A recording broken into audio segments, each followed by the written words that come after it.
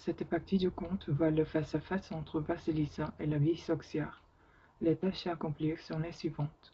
Être capable de supporter sans faire lire la vision de la vie sorcière, c'est-à-dire affronter l'image de la mère brutale, rencontrer Baba Yaga.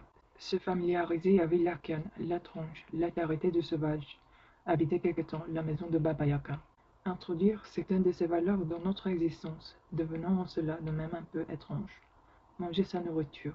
Apprendre à affronter un pouvoir considérable chez les autres et par conséquent en eux-mêmes. Laisser mourir un peu plus l'enfant fragile et trop gentil. Vasilissa a débuté dans la vie avec ce qu'on peut appeler une personnalité écrasée au niveau du quotidien. C'est justement cette hypernormalité qui nous envahit jusqu'à ce que, sans l'avoir vraiment cherché, nous ayons une existence routinière, une vie dénuée de vie, et peut s'analyser l'intuition, avec en conséquence un manque de lumière dans la psyché. Dans ce cas, il faut faire quelque chose, plonger dans les bois à la recherche de la terrifiante vieille femme.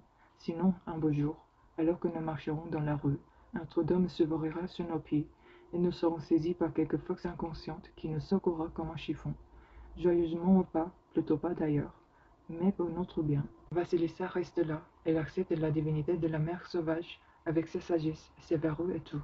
Une des facettes du personnage que révèle ce conte est particulièrement intéressante. Même si Yaga menace, elle se montre juste. Tant que Vasilissa exprime du respect à son égard, elle ne lui fait pas de mal. Il est crucial de savoir faire preuve de respect face à un pouvoir considérable. Une femme doit pouvoir regarder le pouvoir en face, parce qu'au bout du compte, une partie de ce pouvoir lui appartiendra. C'est sans obséquiosité que Vasilissa affronte Baba Yaga, sans faire la bravage, sans fuir, ni se cacher. Elle se montre telle qu'elle est, avec honnêteté.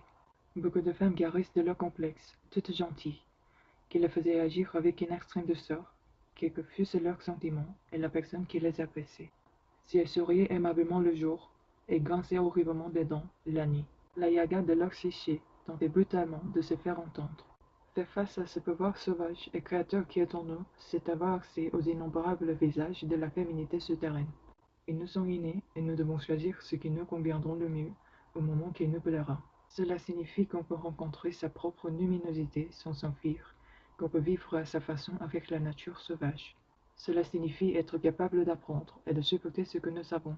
En d'autres termes, tenir le coup et vivre.